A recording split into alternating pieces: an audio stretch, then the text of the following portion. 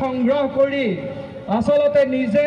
কেনেকৈ নিজৰ সম্পত্তিৰ তালিকা বৃদ্ধি কৰিব পাৰি তাৰ কবিৰত ব্যস্ত এই শ্যামকানু মহন্ত আৰু তেওঁৰ পৰিয়ালবৰ্গক সেয়েহে আমি প্ৰশ্ন সুধিব খুজিছোঁ যে এই যি অপমৃত্যু এই অপমৃত্যুৰ কাৰণে তোমালোকে প্ৰতিটো উত্তৰ দিব লাগিব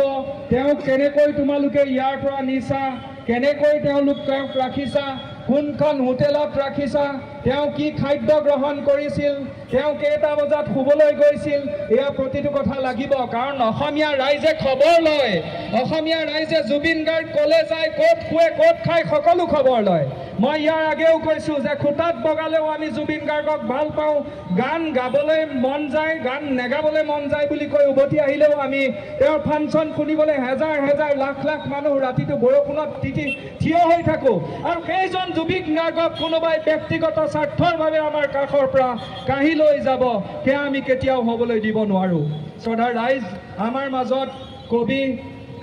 অশোকৰাম ভট্ট ভট্টাচাৰ্য ডাঙৰীয়া উপস্থিত আছে তেখেতক মই দুআষাৰ ক'বলৈ আৰু জুবিন গাৰ্গৰ প্ৰতি শ্ৰদ্ধাঞ্জলি জ্ঞাপন কৰিবৰ কাৰণে অনুৰোধ জনালোঁ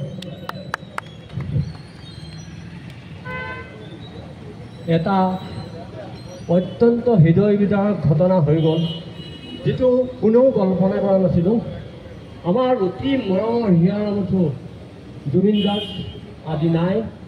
আজি নৰ্থ ইষ্ট ফেষ্টিভেল নামৰ নৰ্থ ইষ্ট ফেষ্টিভেল অনুষ্ঠিত কৰিছিল ছিংগাপুৰত আৰু তালৈ তেখেতক নিমন্ত্ৰণ কৰি লৈ গৈছিল জুবিন গাৰ্গে তেখেতৰ শাৰীৰিক অসুস্থতা আৰু কিবা কিবি কথা কৈ নাযাওঁ বুলিয়ে কৈছিল কিন্তু উদ্যোক্তাসকলে তেওঁক মানে খুব দিলদাৰ মানুহ উদ্যোক্তাসকলে যেতিয়া ইমান কাপৰকৈ তেখেতক নিমন্ত্ৰণ কৰিলে তেখেতে তালৈ গ'ল গতিকে উদ্যোক্তাসকলৰ দায়িত্ব আছিল এগৰাকী অসুস্থ শিল্পী যিগৰাকী শিল্পী 3 মাহৰ মূৰে মূৰে অচেতন হৈ যায় আৰু তেওঁৰ শুভাকাংক্ষী চিকিৎসক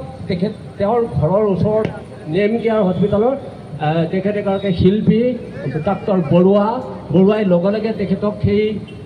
অচেতন হোৱা সেই খবৰ অকণমান পোৱাৰ লগে লগে গাড়ীত এই হস্পিটেলত সোমাই চিকিৎসা কৰে সেই তেনে এগৰাকী শিল্পী লৈ যোৱা হ'ল কোনো ডাক্তৰো নাছিল এনেকুৱা এটা